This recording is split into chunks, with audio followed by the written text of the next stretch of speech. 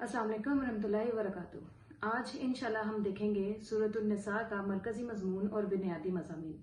एक चीज़ आप समझ लें कि अगर मरकजी मजमून आपको समझ आ गया है ना, तो जो टॉपिक्स उसमें हैं सिर्फ उन्हीं की हमने थोड़ी सी एक्सप्लेनेशन बुनियादी मज़ामीन में देनी है।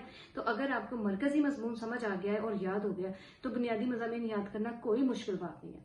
तो अब हमने जब इसका मरकजी मजमून देखा, इसका मरकजी मजमून क्या है? सूरतुन निसा में हकूक़ुल्लाह, हकूक़ुल इबाद, तक़वा की अहमियत, औरतों के हकूक, अहले किताब और मुनाफिकीन के रवैयों की मजम्मत, ग़ज़वा बदर और ओहद और समाजी जिंदगी की इस्लाह के मामलात बताए गए हैं। अब ये जो हमारे पास 5-6 पॉइंट्स है ना, बस हमने इसकी थोड़ी थोड़ी सी एक्सप्लेनेशन देख लेनी है तो आपका बुनियादी मज़ामीन का टॉपिक क्लियर हो जाना है। सबसे पहले तो देखें, हकूक़ुल्लाह का जब जिक्र किया गया तो अल्लाह ताला का सबसे बड़ा हक क्या है? अल्लाह की इबादत की जाए और अल्लाह के साथ किसी को शरीक ना ठहराया जाए। और नमाज के बारे में कहा जाता है कि मोमिन और काफिर होने के बीच फर्क करने वाली चीज नमाज है। तो यानी कि सबसे बड़ी चीज जो इंसान को शिर्क की तरफ जाने से रोकती है और इबादत में जो सबसे अहमियत रखती है वो नमाज है। तो हमने यहाँ पे बता दिया हकूक़ुल्लाह में सबसे बड़ा हक अल्लाह की इबादत और शिर्क से बचना, और उसमें सबसे बेहतरीन अमल नमाज का आ गया। फिर हकूक़ुल इबाद की तरफ आ जाए तो हकूक़ुल इबाद में आप लोग सबको पता है सबसे ज्यादा वालिदैन का हक होता है, और उसके बाद यतीमों का, मस्कीनों का, अजीजों का, रिश्तेदारों का हकूक के बारे में बात होगी। उसके बाद तकवा की अहमियत। तकवा क्या है? अल्लाह ताला के डर से, गुनाहों से बचना। तो यहाँ पे तकवा की अहमियत वाज़े करते हुए नशे की ममानियत के बारे में बता दिया गया है। तयम्मुम का क्या तरीकाकार होता है, इंसानी जान की हिफाजत यानी कत्ल ना किया जाए। एक इंसान के दिल में जब अल्लाह का डर होगा तभी तो वो इन चीजों से बचेगा। किसी को कत्ल करते हुए 100 बार सोचेगा कि एक इंसान का कत्ल पूरी इंसानियत का कत्ल है।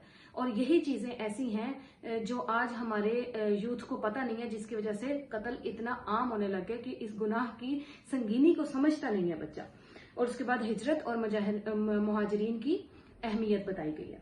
इसके बाद अहले किताब और मुनाफिकीन के रवैयों की जो मजम्मत की गई है, उसमें हमें क्या क्या कुछ बता दिया गया कि किस तरह से उन्होंने किताब में रद्दोबदल की, तहरीफें की थी और खुद भी जिहाद से भागे और लोगों को भी मौत का डर दिलाया और मुसलमानों को दीन से हटाने की भरपूर कोशिश की। उन सारी उनकी जो ये रवैये है ना, इनकी मजम्मत की गई है। इसके बाद औरतों के हकूक में निकाह के बारे में, निकाह के टाइम पे महर अदा किया जाए, फिर उनके साथ अच्छे तरीके से बिहेव किया जाए और उनके हकूक का ख्याल रखा जाए। इसके अलावा विरासत में औरत का जो हक है, किन किन लोगों से निकाह हो सकता है, किन से नहीं, ये सारी डिटेल्स जो है ना सूरतुन निसा में आ गई है। और साथ में जहाँ औरतों के हक बता दिए गए हैं ना, वहां पे साथ साथ ये भी बता दिया गया है कि उनके ऊपर काफी जिम्मेदारियां भी आयद होती हैं।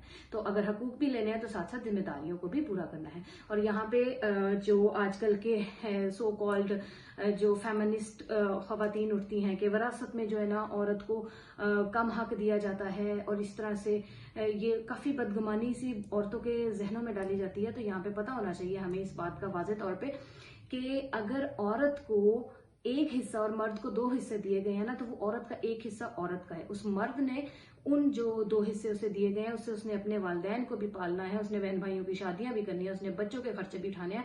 और औरत को जो आधा हिस्सा मिला है उसने अपने बाप से भी जायदाद में हिस्सा लेना है, उसने अपने शौहर की जायदाद में भी वारिस बनना है, उसने अपने बेटे की जायदाद में भी वारिस बनना है। तो इसलिए औरत के साथ कहीं भी इस्लाम ने कोई ज्यादती नहीं की है। इसके बाद समाजी जिंदगी की इस्लाह के बारे में बता दिया गया कि किस तरह से विरासत को तकसीम करना है, यतीमों का माल कैसे अपने माल के साथ मिला के खा नहीं जाना, ये कि जब अभी वो छोटे हैं फटाफट पहले उनका माल इस्तेमाल करना शुरू कर दिया और बाद में अपने माल की तरफ आए। या आपको पता है कि ये बच्चा है, ये अभी नशे में पड़ रहा है या अभी जवानी की तरफ जा रहा है और ये पैसे का सही इस्तेमाल नहीं कर रहा, यतीम हो चुका है, उसको फौरन उसके हाथ में माल दे दो कि वो जाड़ दे, वो खराब कर दे। इन सारी चीजों के बारे में, यतीम के माल को किस तरह से बैलेंस तरीके से लेके चलना है। जबकि जब ये आयत आई ना तो सहाबा बड़े परेशान हो गए थे कि यतीम की कफालत हम कैसे करें। तो फिर उन्हें कहा गया था कि अगर आप, क्योंकि देखें ना उनका माल खाया जा सकता है, फिर जब आप उनकी कफालत करेंगे तो उस पर खर्चा भी आता है।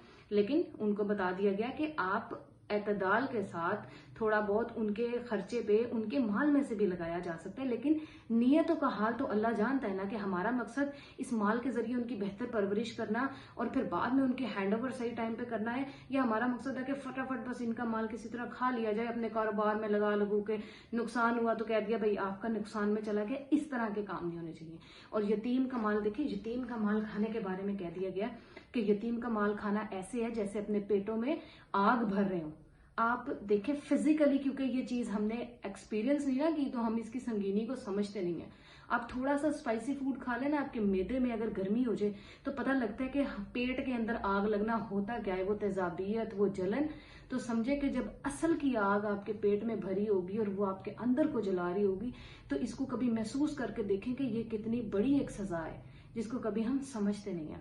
تو یہ جو 5-6 پوائنٹس ہیں، بس جب آپ نے مرکزی مضمون کو اچھے طریقے سے یاد کر لیا ہے، کیا کیا چیزیں آگی اس میں، حقوق اللہ، حقوق العباد، تقویٰ کی اہمیت، عورتوں کے حقوق اور اہل کتاب کے اور منافقین کے رویوں کی مذمت اور سماجی زندگی کی اصلاح اور غزوہ بدر اور احد کا بیان. ٹھیک ہے، تو جب یہ آ گیا تو آگے اب جب آپ تھوڑا ایک بار بک سے ریڈ کر لیں گے، اس میں سے اسی کے اندر سے شارٹ کوسچنز بھی آپ کے تیار ہو جائیں گے اور ایز این لانگ کوسچن بھی آپ کا ایک پورا کوسچن تیار ہو گیا. امید ہے آپ کو یہ بات سمجھ آ گئی ہوگی. انشاءاللہ نیکسٹ لیکچر میں ہم اگلی ایک سورت کو دیکھیں گے. اللہ حافظ، جزاک اللہ.